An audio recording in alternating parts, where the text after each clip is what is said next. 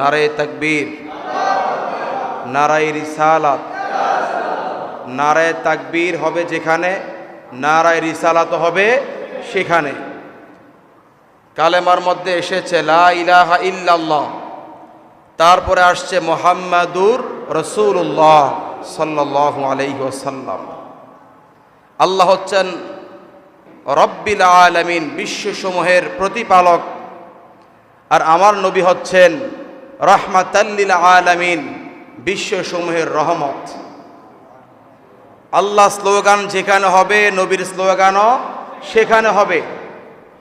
আমরা যখন বলবো নারে তাকবীর, আল্লাহু আকবার, তারপর আমরা বলবো নারায়ে রিসালাত ইয়া রাসূলুল্লাহ, বলা যাবে না ইনশাআল্লাহ? নবীর স্লোগান বাদ দিয়ে শুধু আল্লাহর স্লোগান দিলে এতে আল্লাহ খুশি হয় না। আল্লাহ তখন বেশি খুশি হয় যখন আল্লাহর স্লোগানের সাথে নবীর স্লোগান থাকে। জবান খুলে বলেন তো আল্লাহু আকবার।